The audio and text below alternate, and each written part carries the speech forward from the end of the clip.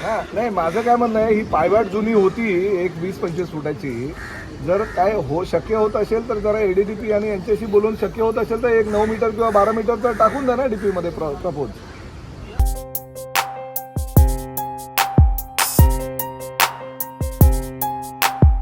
नमस्कार आदाब, आप देख रहे हैं ऑन रिकॉर्ड मेरा भांजर।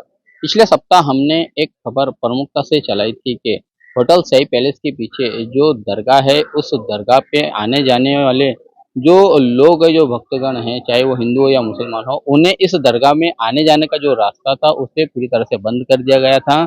महानगर पालिका ने उस पे ये और अलग सितम कर दिया था कि सीसी रोड को तोड़ के या सीसी का ब्रिज को तोड़ के महापालिका ने ये लोहे का पुल बना दिया और बिल्डर के फायदे के लिए इस पुल को आखिर में ले जाके खत्म कर दिया और बिल्डर ने उस घर बना दिए, मकान बना दिए, जिसकी वजह से यहाँ के जो स्थानीय निवासी है उन लोगों को आवाजाही में परेशानी होने लगी। करीब उन्हें 2 किलोमीटर घूमकर इस दरगाह पे आना जाना पड़ता था। ये सिलसिला चल ही रहा था, काफी शिकायतें की थी स्थानीय लोगों ने, लेकिन मनपा के कान पे जू तक नहीं रेंगी थी।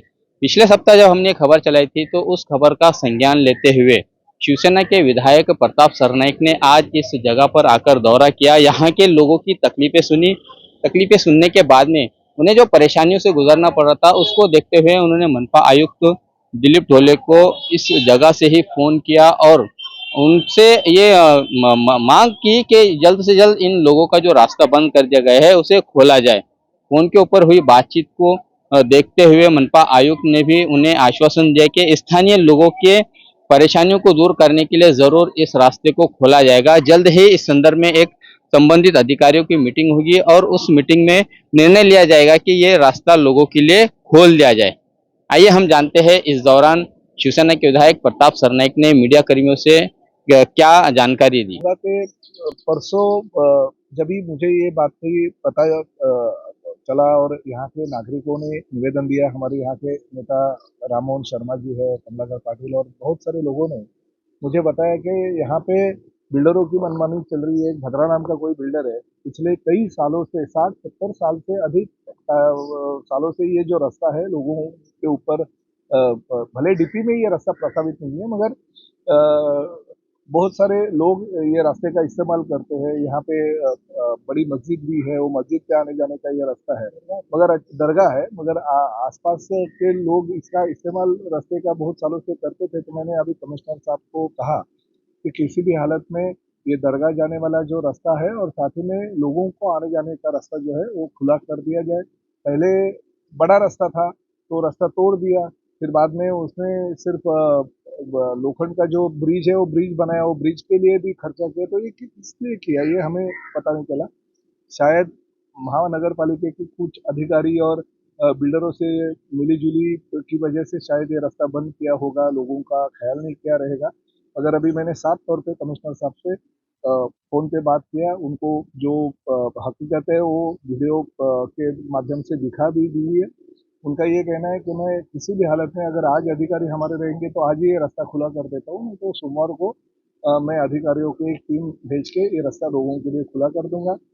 मगर ये हो गया टेम्परेरी सॉल्यूशन। मैंने कमिश्नर साहब को ये भी कहा कि ये साल में 2-3 महीने में महानगर पालिका का डेवलपमेंट प्लान आ रहा है, तो डेवलपमेंट प्लान में 9 या 12 मीटर का रास्ता ये प्रपोज किया जाए ताकि भविष्य में भी इन लोगों की जो तकलीफें है वो तकलीफें ऑफिशियल दूर होगी और कॉरपोरेशन में वो रास्ता इन लोग को बना के लोगों के लिए खुला कर देना चाहिए। तो कमिश्नर साहब ने वो भी बात मान ली और अ, रास्ता कहाँ से जाता है, कैसे जाता है, अलाइनमेंट क्या है, ये टाउन प्लानिंग के लोगों के साथ बात करके उसका भी निर्णय वो लेंगे, ऐसा उन्होंने कहा है। बिल्डर का तो यही कहना रहेगा क्योंकि मुझे पता है तांत्रिक अगर लीगल बात पे अगर देखी जाए तो प्राइवेट प्रॉपर्टी है, मगर प्राइवेट प्रॉपर्टी होने के बावजूद भी ग्राम पंचायत के कार्यकाल से ये रास्ता खुला है। यानी 60-70 सालों से हमारी एक माता यहाँ पे उन्होंने कहा कि उनकी शादी को 60 साल हो गए, उसके पहले से ये रास्ता है। तो ये रास्ता क्या आज का नहीं है, 60-70 साल पुराना रास्ता है और गावठान और गोवन का भी कुछ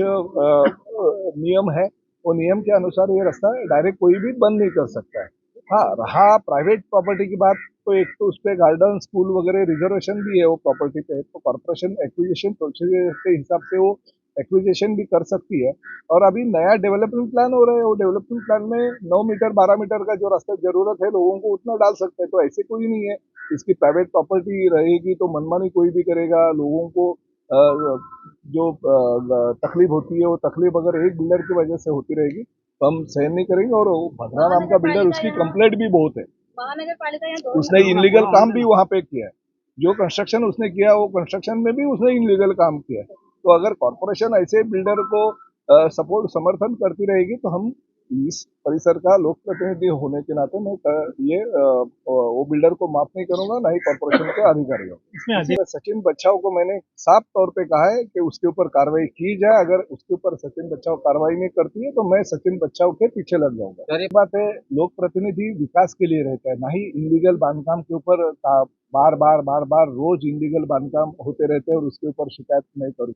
मैं तो शिकायत करते रहता हूँ, मगर एक बात आप बोलते हैं वो भी सही है कि भ्रष्ट अधिकारी जो पॉलिटिकल भ्रष्टाचार से इन्वॉल्व हो गए लोक प्रतिनिधि लोकल लेवल पे, और जो भूमाफिया है उनकी मिली भगत की वजह से इस प्रभाग क्रमांक 14 में पिछले कई सालों से झोपड़ियां हो रही है, कई सालों से इनलीगल लॉजेस और लॉजिंग बोर्डिंग हो रही है, कई सालों से इनलीगल जो स्टूडियोज है वो हो रहे हैं। बहुत इनलीगल काम इस परिसर में हो रहा है। आपको पता है कि मैं पिछले 14 साल इस परिसर का विधायक हूं, तो कम से कम 15 से 20 बार तो मैंने लेटर कॉर्पोरेशन के लोगों को और गवर्नमेंट को दिया, मगर लोकल लेवल पे ही सब भ्रष्टाचार से गुटे हुए अधिकारी रहेंगे तो हम भी बार बार क्या करेंगे। हम इनलीगल कंस्ट्रक्शन जो होता है उसके ऊपर ध्यान देंगे या लोगों के काम विकास के ऊपर काम ध्यान देंगे। तो एक बात है कि एक दो अधिकारियों को बराबर सस्पेंड अगर कर देंगे कमिश्नर तो बाकी के लोग लाइन पे आते हैं। अगर वार्ड अधिकारी अगर इतना भी भ्रष्टाचार करता है और इतने अगर इनलीगल काम को समर्थन लेता है तो मुझे भी वार्ड अधिकारी के पीछे लगना पड़ेगा। इसका मत से मैं हतबल नहीं होता हूँ, मैं बहुत कुछ कर सकता हूँ और क्या क्या कर सकता हूँ मैंने पिछले कई सालों से दिखा दिया है। मगर हम एक बार किसी को माफ करेंगे, 2 बार माफ करेंगे, मगर 100 बार माफ नहीं करेंगे। जिसका टाइम आएगा उसको तो मैं छोड़ूंगा नहीं। ये बात कब तक आएगा टाइम?